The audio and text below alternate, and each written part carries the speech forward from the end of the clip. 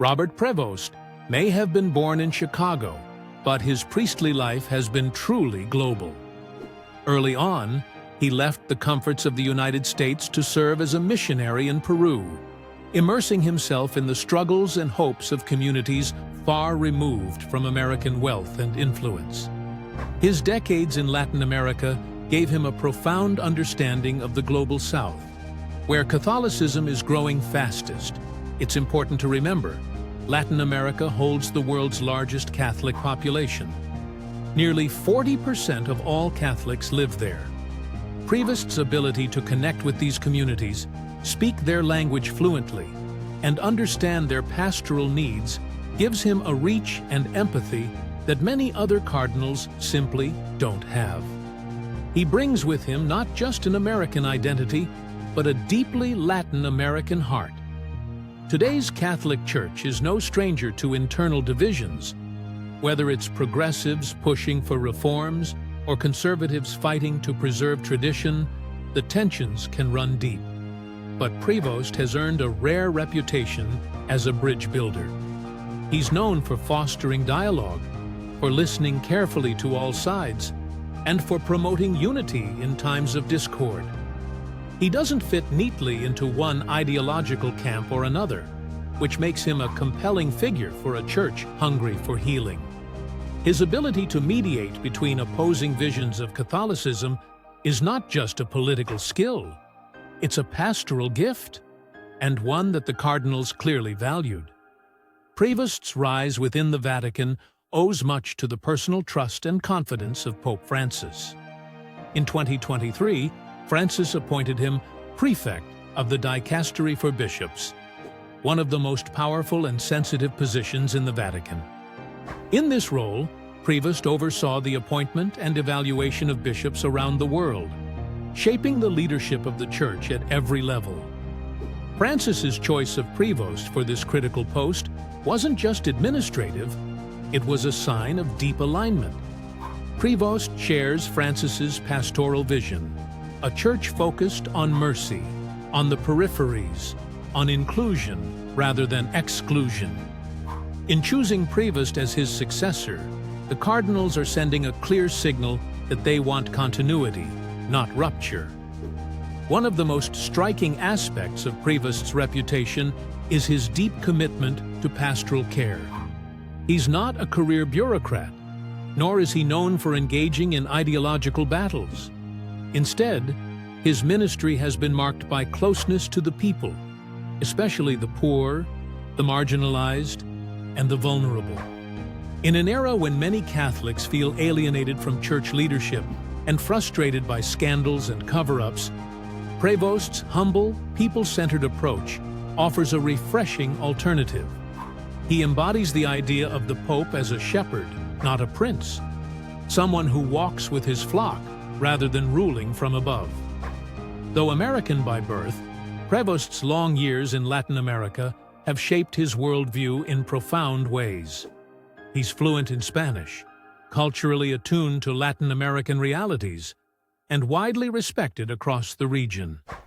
This makes him a kind of hybrid figure, someone who carries the organizational and leadership strengths often associated with American bishops, but without the political baggage or culture war entanglements that often mark American church leaders. In other words, Prevost represents a global American, capable of leading a truly universal church. His cross-cultural appeal is part of what makes him such an attractive and unifying figure. The election of the first American Pope is no small symbolic matter. For centuries, the papacy has been a European institution, with Italian dominance shaping its character. But Catholicism's demographic center has shifted dramatically. Europe's influence is waning, while the Americas, North and South, are emerging as the Church's beating heart. By choosing Prevost, the cardinals are acknowledging this shift. They are saying, loud and clear, that the future of Catholicism lies not in the old European capitals, but in the dynamic, diverse, and sometimes messy reality of the Americas. As prefect of the Dicastery for Bishops, Prevost played a key role in selecting and evaluating bishops worldwide, a task that's crucial to the Church's long-term health. Under his watch, there has been a push to appoint bishops who are pastoral, humble, and close to their people, rather than administrative or politically driven figures. This experience gives Prevost an insider's understanding of church governance and reform, and signals his ability to continue the delicate work of reshaping the episcopacy to meet the needs of today's faithful. In the wake of financial scandals, clerical abuses, and widespread disillusionment, the Catholic faithful are craving leaders who embody humility and simplicity. Prevost's personal style reflects these values. He is known for living simply, for avoiding ostentation, and for prioritizing service over prestige. This sets him apart in a world where religious leaders are often seen as remote or privileged. It also makes him well-suited to lead a church that is striving to regain moral credibility. The election of Prevost is not just about the man himself, it's about the future direction of the Church. Under Pope Francis, the Church has embarked on a path of reform, emphasizing synodality, or shared decision-making, focusing on pastoral care rather than legalism, and opening up conversations about issues once considered off-limits. By electing Prevost, the cardinals are signaling their desire to continue along this path. Rather than reversing course, they are doubling down on the Francis vision, ensuring that the reforms set in motion will not be rolled back, but deepened. Finally, Prevost represents a vision for the Church's future, a church that is outward-looking, inclusive, and engaged with the realities of a changing world. Whether addressing climate change, global inequality, or the challenges of secularization, Prevost brings with him the kind of leadership that is attentive, responsive, and open-hearted. His election as the first American Pope is not just a personal achievement, it's a statement about where the Catholic Church is headed in the 21st century and who it hopes to become. As Cardinal Robert Prevost steps onto the world stage as the new Pope, the eyes of over 1 billion Catholics and countless others beyond the Church are fixed on him.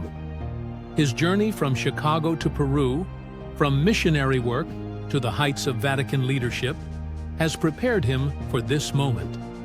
And as the first American Pope, he carries not just the hopes of a nation, but the dreams of a global church yearning for renewal, unity, and hope. The road ahead will not be easy, but with his unique blend of global experience, pastoral heart, and reforming spirit, Pope Prevost stands ready to lead the Church into its next chapter.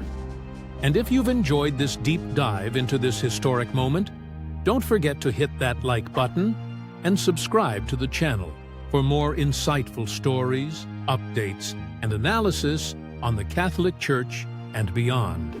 Thank you for watching, and I'll see you in the next video.